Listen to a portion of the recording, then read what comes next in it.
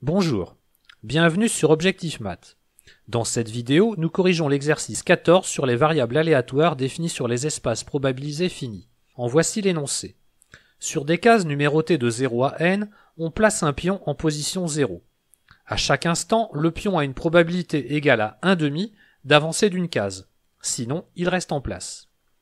On répète n fois le test et on note la case sur laquelle le pion termine sa course.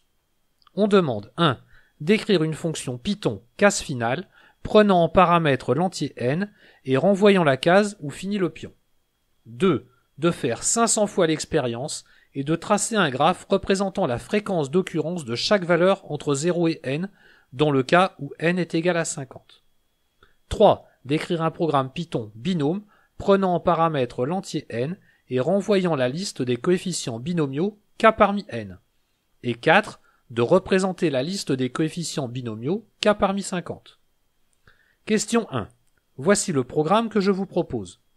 On commence par charger la fonction binomiale du module numpy.random. On définit ensuite le programme case finale. On va utiliser la variable case pour enregistrer la position du pion que l'on initialise à 0. On effectue ensuite les n déplacements éventuels en incrémentant le numéro de la case avec une probabilité de 1/2 grâce à la loi de Bernoulli. Il n'y a plus alors qu'à renvoyer la position du pion. Question 2. On va répéter cette expérience et en donner une représentation graphique. On charge donc le module matplotlib.pyplot sous l'alias plt. On définit ensuite la fonction test qui va prendre en paramètre l'entier n et un autre entier correspondant au nombre de fois où l'expérience est réalisée. On initialise alors à 0 une liste de n+1 cases. On effectue ensuite toutes les expériences, à chaque fois en incrémentant la valeur du tableau correspondant à l'indice où le pion s'est arrêté. Enfin, on calcule les fréquences d'apparition de chaque case, que l'on renvoie aussitôt. Il n'y a plus qu'à faire une figure. On crée un diagramme en bâton avec la fonction bar du module matplotlib.pyplot et on l'affiche avec la fonction show. Question 3. On écrit un programme renvoyant la nème ligne du triangle de Pascal. On définit un programme binôme prenant en paramètre l'entier n.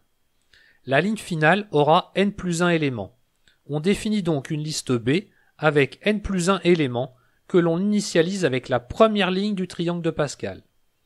Il suffit alors d'effectuer n fois le calcul de la ligne suivante en utilisant la formule de Pascal. L'astuce est de faire le calcul de la ligne suivante en commençant par la fin de la ligne. Ainsi, les coefficients précédents n'étant pas modifiés, on peut calculer tous les coefficients avec une seule liste. Il n'y a plus qu'à renvoyer la liste des coefficients. Juste un petit essai pour vérifier que ça fonctionne bien.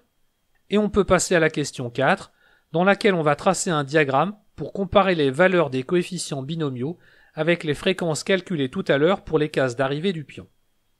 J'appelle la fonction diagramme qui prend en paramètre petit n et le nombre de répétitions de l'expérience.